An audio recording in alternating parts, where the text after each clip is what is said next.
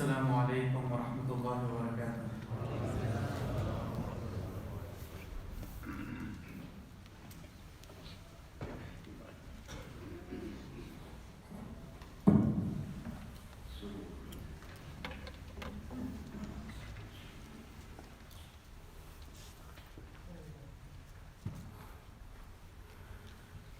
Allahu Akbar, Allahu Akbar, Allahu Akbar, Allahu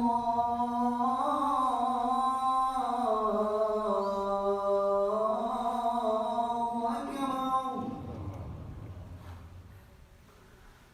Asyhadu an la ilaha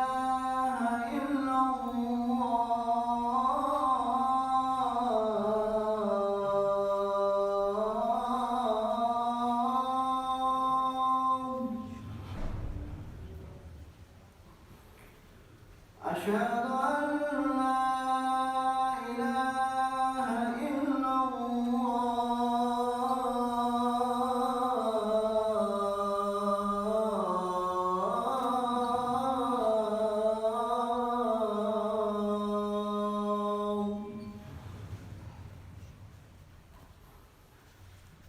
أشهد أن محمدا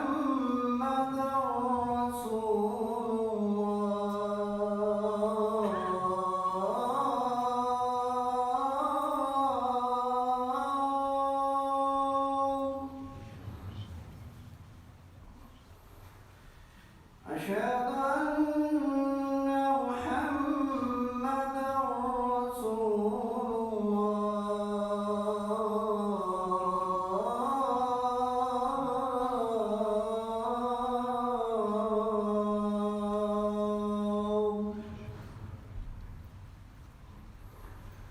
حي على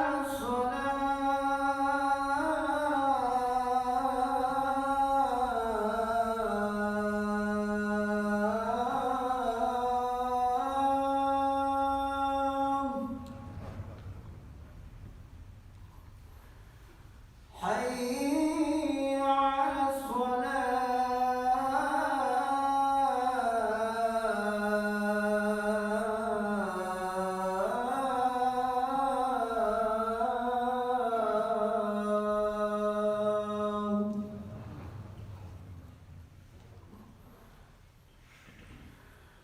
حي على الفلاح.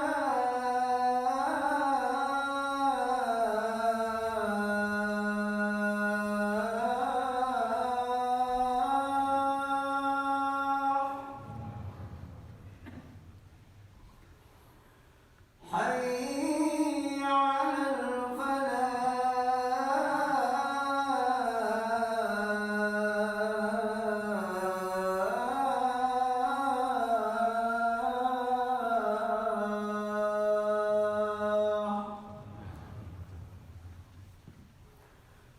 الله أكبر،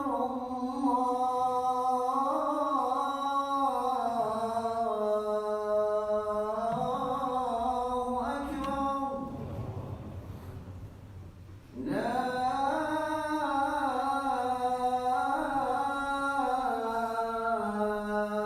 إله إلا الله.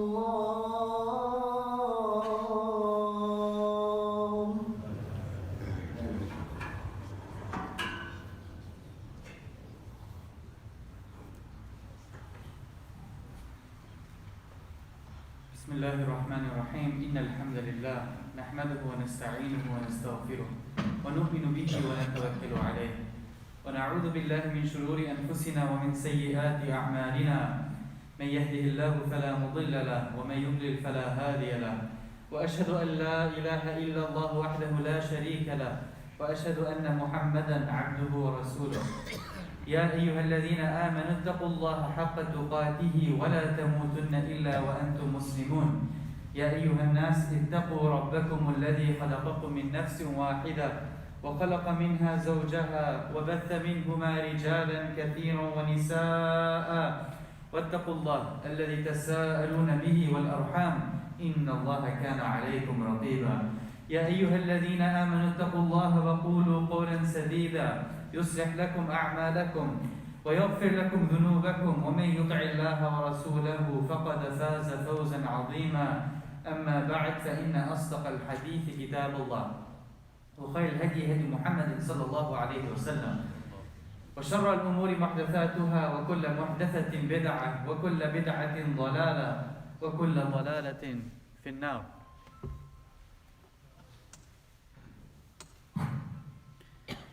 Brothers and sisters,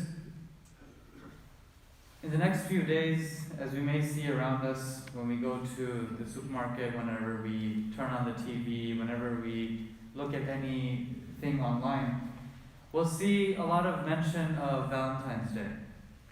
Something in America that started off with religious roots, with pagan roots, and now has turned into something that is one of the biggest capitalistic events of the year. When people are competing against each other to see who can buy the most expensive gifts, when they are check marking off that I've shown my love the same way on Mother's Day I've shown my love to my mom, and now I'm showing love to my spouse. Brothers and sisters,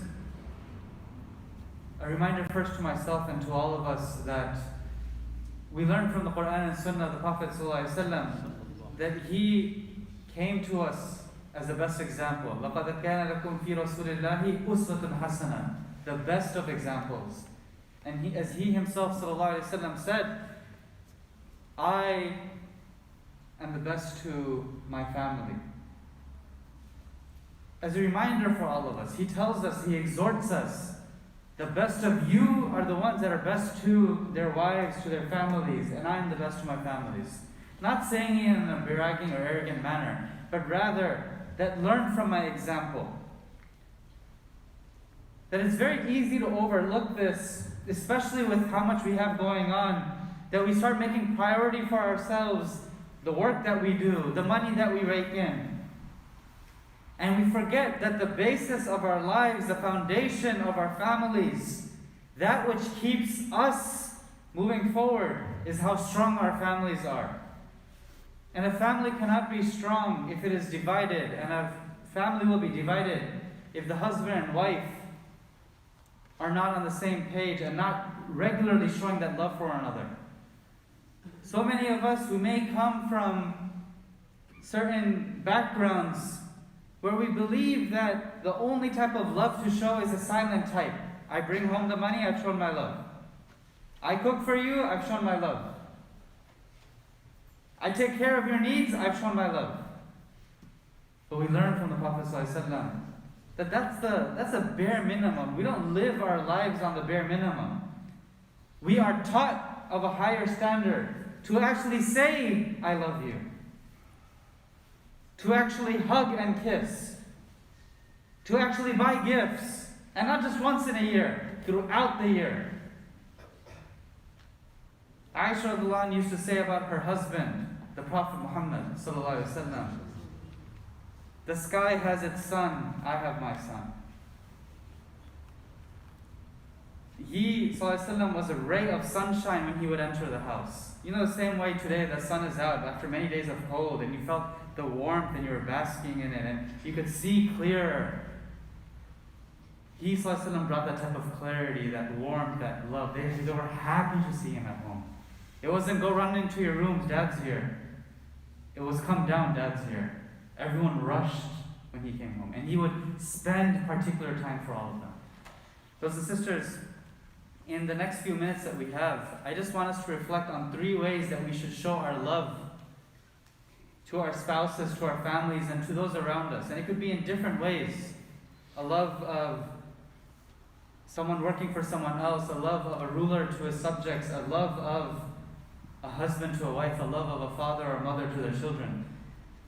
The first way that we can do so is by expressing it and by remembering them even in their absence.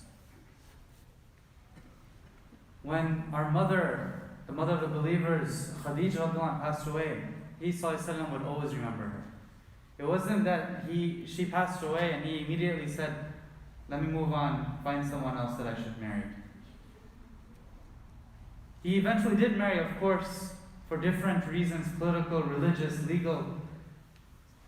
as our guide, as our teacher, but he always remembered her. Years, decades after her death, whenever some animals would be slaughtered, whenever a goat, for example, would be slaughtered, he would take some of the meat and he would take it to his wife's friends. The ones who used to laugh and spend time with her and relax with her, he'd take it there out of honoring his wife's memory. And we're taught this not just only for your wife, but even for your parents. If our parents have passed, may Allah give them Jannatul Firdaus. If we have them now, may we cherish them. That for those that we call our uncles and our aunties, those that maybe we see more than our actual uncles and aunts in the community, they might not be related by blood, but they are close to your family, they're your parents. Remember them and take care of them even if your parents aren't around. If you want to exalt your parents' memory, take them out for some dinner, invite them over your house, buy them gifts. This is from the Sunnah. Aisha, in fact, became jealous at one point, saying that you often mention this old woman who has passed. I mean, she's saying that out of her jealousy. And he ﷺ said, she believed in me when no one else did. She took care of me when no one else would come near. She was always good to me. That's true love. Not love that when you guys are together on Instagram, you're putting pictures of yourselves and saying how much you love each other once a year. Not saying that I bought them a gift that's $10,000, $20,000, $100,000 and saying that my love is in the amount of money I spend on you. No, it's day in and day out. When the Prophet ﷺ was asked by a Sahabi, who do you love the most? He said, Aisha, my wife. And then he says, I understand, your wife, of course, okay, you love the most. You know what I mean though. Who do you love most after her? Meaning, who do you love most of the men? His answer was, Abuha, her father, Abu Bakr al-An. Now, of course, it's beautiful that he mentioned Abu Bakr al-An, but look at how he said, he could have just said Abu Bakr, but he said Abuha, her father. So even in the second person that he's talking about, he still references the first. He still references his wife. How many of us can have the courage and bravery to say, I love my wife? And mention her when she's not around. And say, this habit I've gotten better at because my wife helped me. Or this food that you're enjoying, she spent this many hours making it. This is true love. So number one, remember them and mention them even if they're not around. Number two, be very forgiving. Be very patient. You ask any couple that's been married for many years, this is their secret. Imam Ahmad bin Hanbal, who was once asked, he said that you've had such a beautiful, long relationship, marriage with your wife. How do you do it? What's your secret? And he says our secret is that if one of us sees the other person is angry, we become quiet. We don't escalate the situation. We don't start mentioning, oh, you think this about me? Well, do you know what you do? We don't start mentioning their faults when they're already emotionally turbulent. We calm the situation down. We'll make wudu ourselves. This is what we learned from the Prophet ﷺ and the righteous that came after him. Once Aisha, his wife, she was hosting Prophet ﷺ and some other companions. And one of the other wives happened to hear of this gathering, and so she sent some food as well.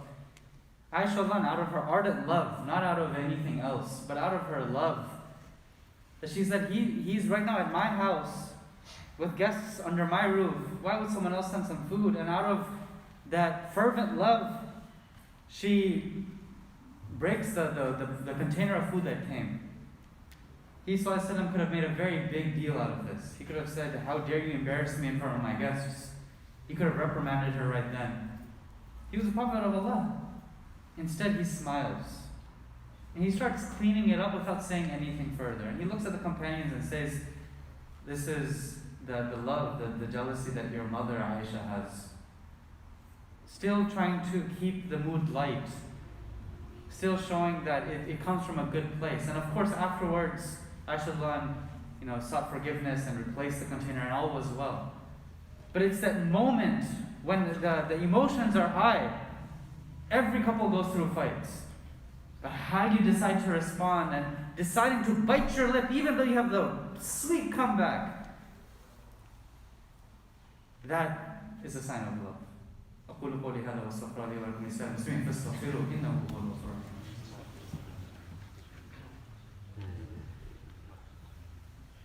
الحمد لله والصلاة والسلام على رسول الله وعلى آله وصحبه وسلم تسليما كثيرا. Brothers and sisters, love is not something that is foreign to Islam.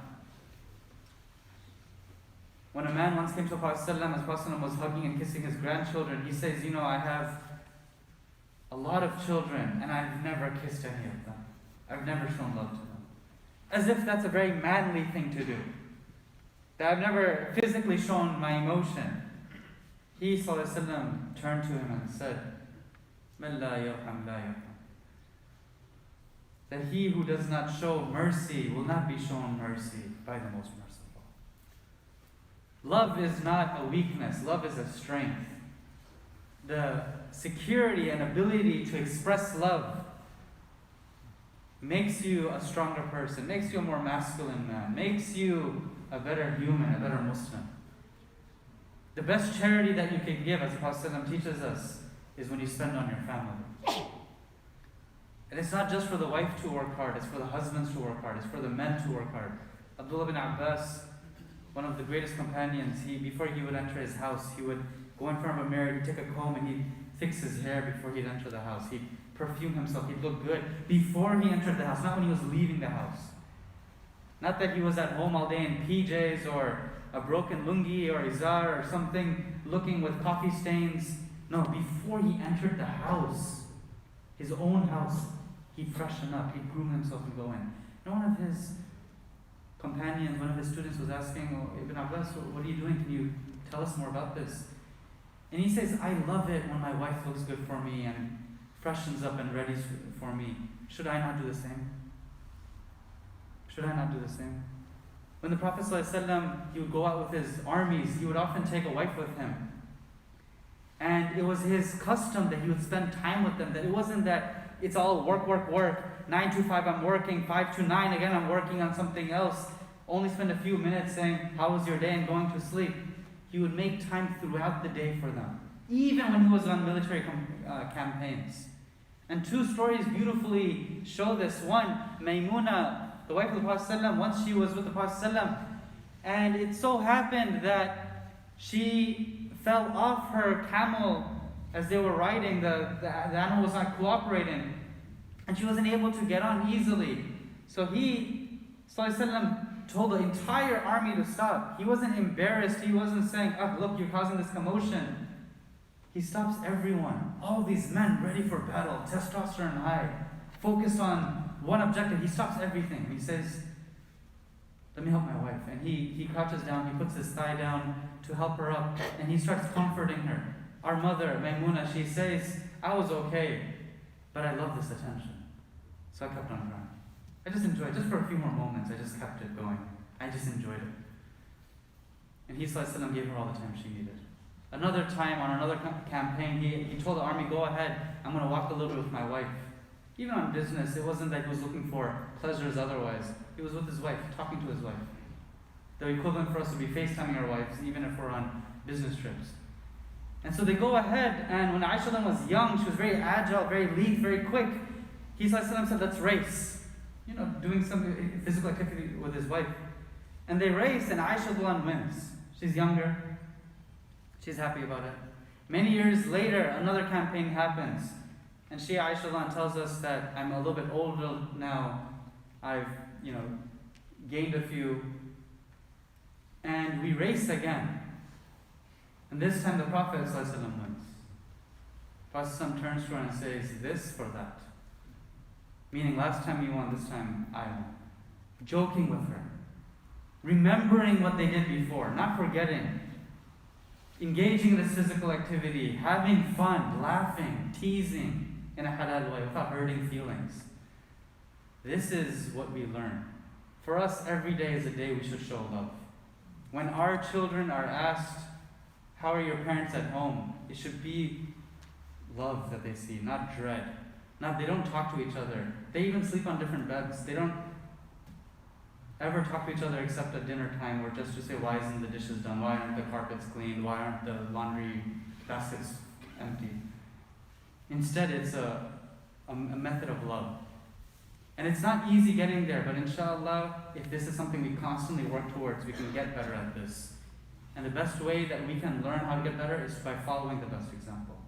By showing love through saying, I love you, through acts of service, through gifts, through touch, through spending time, quality time, through doing things for each other. By doing this, we make our houses strong, our houses make our communities strong, our communities make our ummah strong. May Allah help us to be better husbands and wives. May Allah help us to embody love towards all those that we work towards. May Allah help us to follow in the Prophet of love and mercy. رَبَّنَا آتِنَا فِي الدُّنْيا حَسَنَةً وَفِي الْآخِرَةِ حَسَنَةً وَقِنَا عَذَابَ النَّارِ رَبَّنَا لَا تُزِغْ قُلُوبَنَا بَعْدَ إِذْ هَدَيْتَنَا وَهَبْ لَنَا مِن لَّدُنكَ رَحْمَةً إِنَّكَ أَنتَ الْوَهَّابُ وَأَقِمِ الصَّلَاةَ.